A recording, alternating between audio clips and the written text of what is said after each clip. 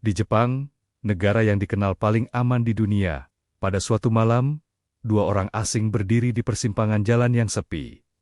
Di hadapan mereka, seorang gadis muda tersesat, tanpa alas kaki, tanpa bersuara, tanpa tahu arah pulang. Dan satu keputusan kecil malam itu akan menentukan apakah kisah ini berakhir sebagai berita kemanusiaan atau tragedi yang tak pernah diberitakan. Ini bukan cerita tentang pahlawan. Ini tentang apa yang kamu lakukan ketika tidak ada yang melihat. Dua WNI, satu malam, dan sebuah pilihan kemanusiaan di Jepang. Malam itu, jarum jam hampir menunjukkan pukul 12 malam. Kota Sakahogi, prefektur Gifu, tenggelam dalam keheningan.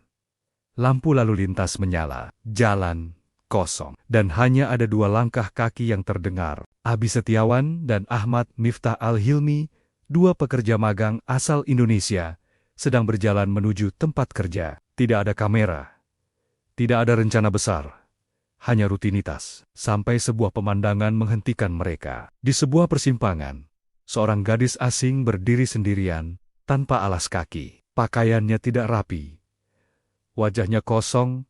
Ia tidak menangis, tidak meminta tolong. Ia hanya berdiri, seperti seseorang yang kehilangan dunia di sekelilingnya.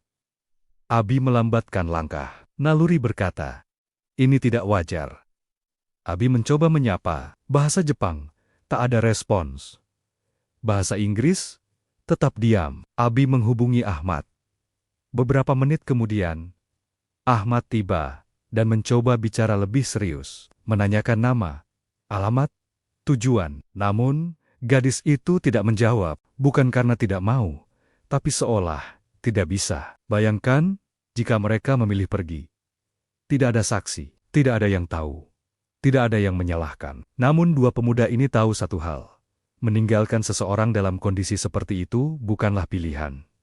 Mereka menelepon polisi, bukan untuk menyerahkan masalah, tapi untuk menyelamatkan nyawa. Sambil menunggu, mereka tetap di sana, menemani, menjaga. Hingga akhirnya, lampu mobil patroli menerangi persimpangan itu. Polisi Jepang menangani situasi dengan cepat. Gadis itu dibawa dengan aman.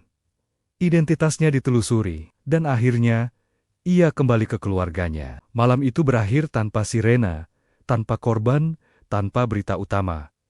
Namun, dampaknya tidak kecil. Beberapa minggu kemudian, Abi dan Ahmad dipanggil ke kantor polisi. Di sana, mereka menerima penghargaan resmi dari kepolisian Jepang, bukan karena mereka hebat, tapi karena mereka peduli. Kisah ini tidak muncul di headline nasional Jepang, tidak viral di televisi. Namun di balik sunyi itu, tersimpan satu pesan sederhana. Di negeri orang, dua WNI membuktikan bahwa kemanusiaan tidak butuh paspor. Dan mungkin, di dunia yang sering berlalu begitu cepat, kita perlu bertanya pada diri sendiri.